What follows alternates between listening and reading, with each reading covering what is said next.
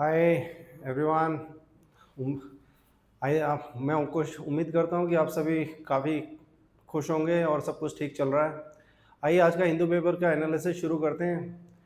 शुरू करने से पहले आपसे एक सवाल पूछता हूँ। आप लोगों को पता होगा मैग्सेसे अवार्ड काफ़ी बड़ा अवार्ड है और इस साल किसको मिला है आज के न्यूज़पेपर्स की जानकारी है। चलिए इस न्यूज़पेपर के थ्रू में आज इस जीके के क्वेश्चन को हैंडल कर लेंगे, ठीक है। तो पहले पेज में आपको दिखेगा कि पहले पेज में जो इंडिया का पीएम का जो विजिट है सीओ समिट के लिए उसके ऊपर में चर्चा हो रही है। इसमें बेसिकली अब आप इस आर्टिकल में यही देख पाएंगे कि India is trying to align itself with China, ठीक है। क्योंकि हमें यदि यूएस के से जो टैरिफ का जो डिस्टर्बेंस चल रहा है उसको यदि हैंडल करना है तो उसके लिए हमें चाइना का साथ होना ज़रूरी है, क्योंकि चाइना काफ़ी बड़ी इकॉनमी है।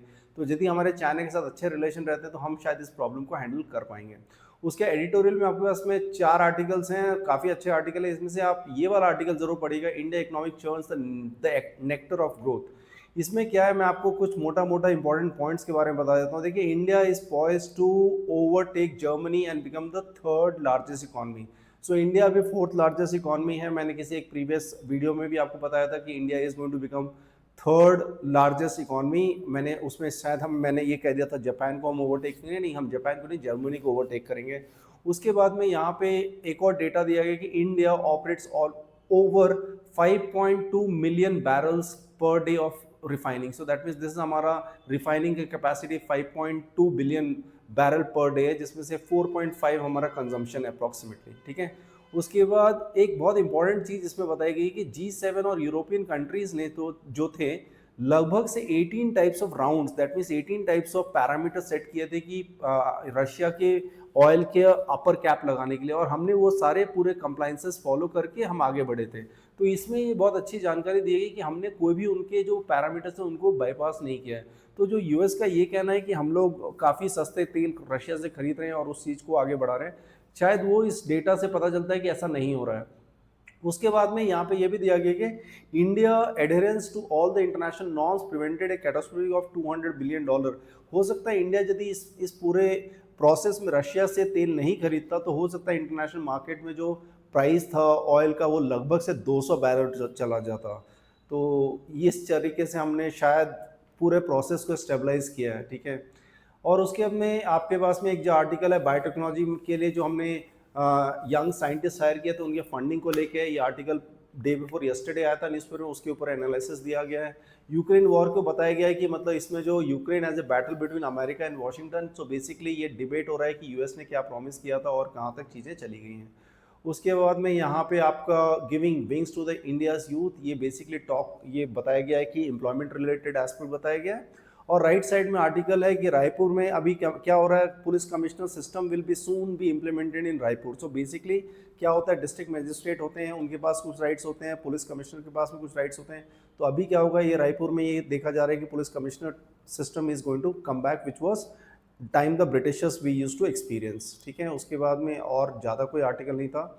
न्यूज़ वाले में आपके पास में जो मैंने आपसे स्टार्टिंग में क्वेश्चन पूछा था कि किनको ये मैग्सेसे अवार्ड मिला है, तो ये अवार्ड मिला है एक एनजीओ को, इनका नाम इस एनजीओ का नाम है एजुकेट गर्ल्स।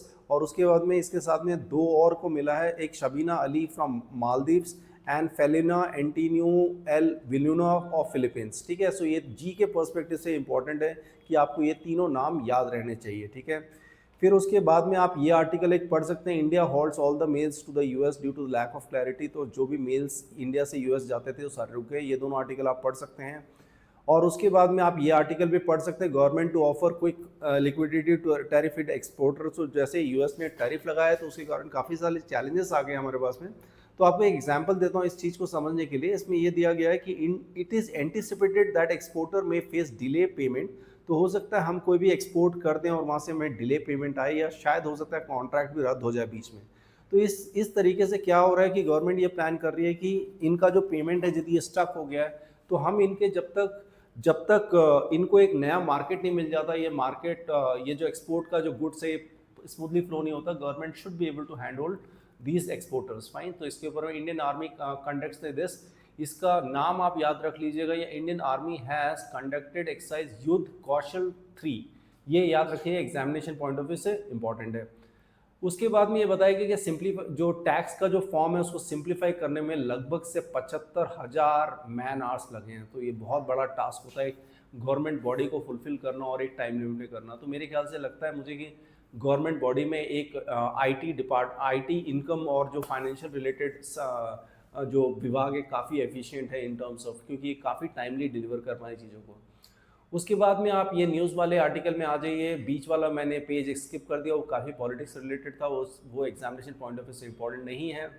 ये वाले में आप ये पढ़ सकते हैं। ये सब में आपको एक यहाँ पे एक अजीब सी इंटरेस्टिंग, मैं नहीं कहूँगा लेकिन थोड़ा सा अजीब सा है, Nagaland assembly to discuss influence of devil worship.